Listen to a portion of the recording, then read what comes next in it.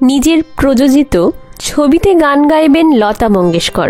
এটা এক সময়ে যে কোনো প্রযোজকের কাছেই স্বপ্নের মতো ছিল। সেই স্বপ্ন পূরণ হয়েছে বাংলা ছবির অত্যন্ত নামজাদা প্রযোজক তপন বিশ্বাসেরও। উৎসব, চোখের বালি, তিতলির মতো ছবির প্রযোজনা করেছেন তপনবাবু। 1988 সালে পরশমণি নামের একটি ছবি তৈরি করেন তিনি। ছবির পরিচালনার দায়িত্বে ছিলেন তরুণ মজুমদার, সুরকার হেমন্ত মুখোপাধ্যায়।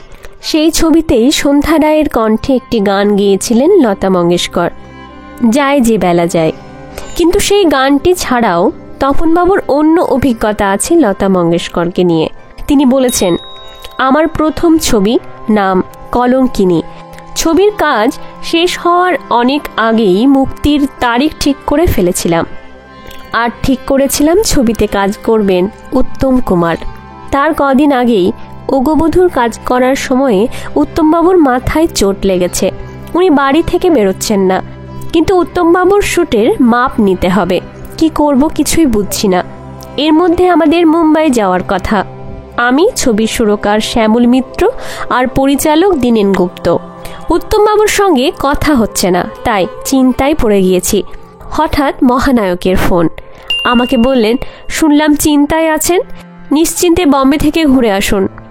শ্যুটের মাপ নিয়ে চিন্তা নেই।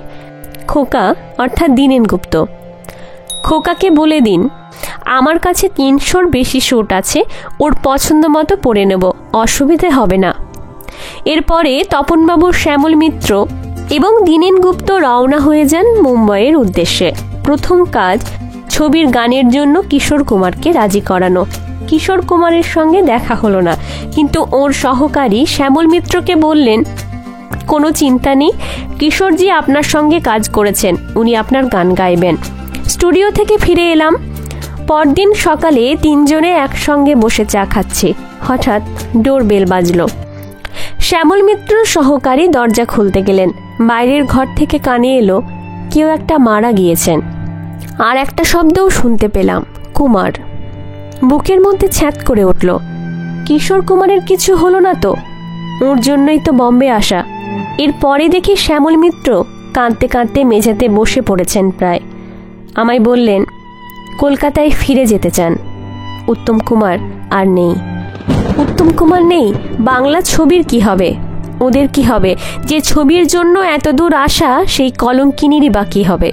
তপনবাবু বলতে থাকেন, বম্বে থেকে আমরা চলে আসি, তার আগে একবার দেখা হয় আশাজির সঙ্গে।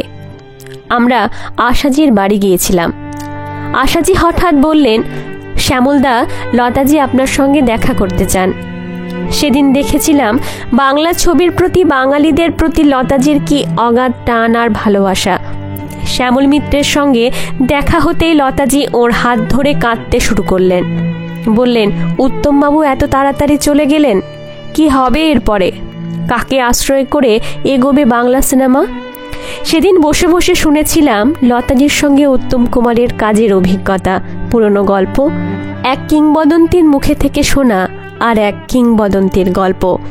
এরপরে 1988 সালে পরশমণি ছবিতে হেমন্ত মুখোপাধ্যায়ের সুরে গান গেয়েছিলেন লতা মঙ্গেশকর। ছবির প্রযোজক তপন বিশ্বাস। সেবার মুম্বাই থেকে কলকাতায় আসতে পারেননি লতাজি। হেমন্তবাবু বললেন, গানটা লতাজিকে দিয়েই গাওয়াতে হবে। তাই কলকাতা থেকে ট্র্যাক রেকর্ড করে পাঠিয়ে দেওয়া হলো। উনি মুম্বাই থেকে গলা রেকর্ড করে পাঠিয়ে দিয়েছিলেন। এখানে আবার পুরোটা জুড়ে দেওয়া হয়। নমস্কার কণ্ঠে মন্দিরা। ভিডিওটি ভালো লাগলে অবশ্যই সাবস্ক্রাইব করার অনুরোধ রইল।